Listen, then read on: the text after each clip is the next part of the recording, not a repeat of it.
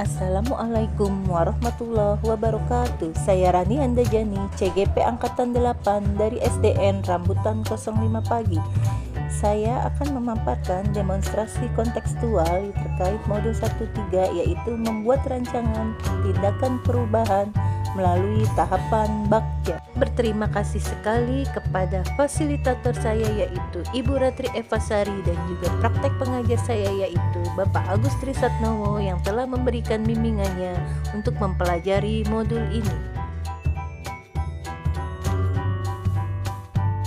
Pendekatan inquiry apresiatif adalah manajemen perubahan yang kolaboratif dan berbasis pada kekuatan sebagai salah satu model manajemen, dan mencoba menerapkan perubahan melalui tahapan yang namanya Bagja.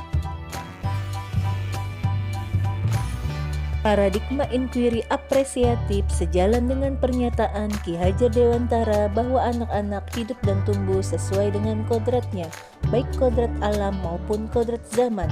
Paradigma ini bisa menjadi salah satu metode untuk mencapai visi yang sesuai dengan visi Ki Hajar Dewantara.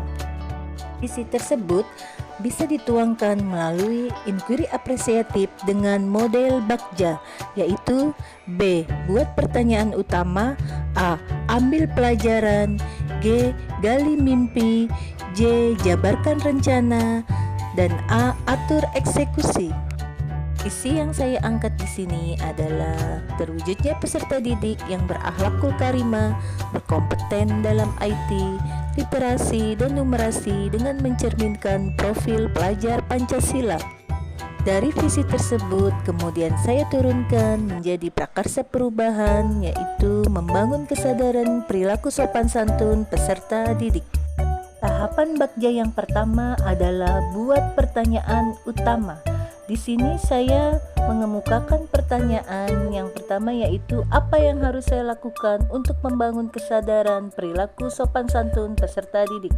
Tindakannya adalah bertukar pikiran dengan kepala sekolah dan juga bertukar pikiran dengan teman sejawat serta wali murid terkait perilaku sopan santun peserta didik. Kemudian pertanyaan selanjutnya yaitu tindakan apa yang harus saya mulai di kelas terkait perilaku sopan santun peserta didik, yaitu mensosialisasikan kebiasaan yang termasuk dalam perilaku sopan santun di kelas. Tahapan kedua adalah ambil pelajaran. Di sini pertanyaan yang saya ajukan adalah satu, siapa yang telah memiliki pengalaman dalam membangun kesadaran peserta didik. Kemudian tindakannya adalah mencari tahu guru yang sudah melakukan pembiasaan sopan santun di kelas. Kemudian memberi arahan peserta didik pada satu upacara tentang perilaku sopan santun. Dan pertanyaan yang kedua, aktivitas apa saja yang diterapkan guru terkait perilaku sopan santun agar berkesinambungan, yaitu yang pertama memberi arahan pada peserta didik, misalkan dalam bimbingan rohani terkait perilaku sopan santun, kemudian membuat slogan, poster terkait perilaku sopan santun, serta memberi arahan tentang perilaku sopan santun di luar kelas, seperti dalam kegiatan ekstrakurikuler, pelatihan, lomba, dan sebagainya. Tahapan ketiga adalah gali mimpi. Di sini pertanyaan yang saya ajukan adalah dari mana pembiasaan sopan santun dimulai. Tindakannya yaitu melakukan pembiasaan karakter tentang perilaku sopan santun dimulai dari kelas sendiri. Pertanyaan yang kedua, apa yang saya lakukan ketika perilaku tersebut telah terwujud? Tindakannya yaitu menularkan praktik baik tersebut kepada teman sejawat lainnya. Tahapan jabarkan rencana. Di sini pertanyaan yang saya kemukakan, pembiasaan positif apa saja yang perlu dilakukan untuk membangun kesadaran peserta didik dalam perilaku sopan santun. Tindakannya adalah saya membuat indikator atau pembiasaan yang termasuk dalam perilaku sopan santun. Di antaranya yaitu melakukan pembiasaan salim, salam, senyum, sapa, kemudian menasehati peserta didik agar tidak duduk di atas meja, menasehati agar tidak berkata kasar, memberi arahan agar tidak berselisih dengan temannya, atau memberi arahan mengucapkan terima kasih jika mendapat sesuatu, meminta maaf jika melakukan kesalahan, dan mempersilahkan mereka untuk makan dan minum tidak sambil berdiri, menghormati guru, kemudian meminta izin jika keluar kelas, mengetuk pintu dan salam ketika masuk ke ruangan. Dan yang paling penting adalah tidak membuli, menyebut panggilan dengan nama orang tua, dan pada saat presentasi sebaiknya membuka salam dan menutupnya dengan salam kembali.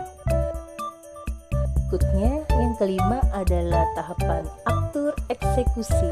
Di sini pertanyaan yang saya ajukan, bagaimana cara mengukur keberhasilan terwujudnya perilaku sopan santun peserta didik. Tindakannya yaitu mengamati perilaku peserta didik setiap hari di kelas, kemudian membuat jurnal atau laporan kemajuan dari perilaku sopan santun di kelas. Pertanyaan yang kedua, apa yang saya lakukan jika masih ditemui kendala dalam membangun perilaku sopan santun? Yaitu menegur langsung peserta didik. Tindakannya agar mereka peduli dengan perilaku dan sadar akan sopan santun dan meminta kolaborasi dengan orang tua dalam membimbingnya di rumah. Pertanyaan selanjutnya, siapa yang memantau dan bertanggung jawab dalam menjalankan prakarsa perubahan ini?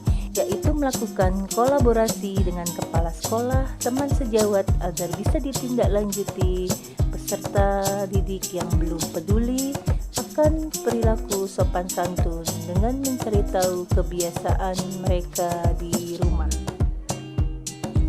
Demikian prakarsa perubahan yang ingin saya wujudkan di kelas saya terkait dengan bagaimana membangun perilaku sopan santun peserta didik.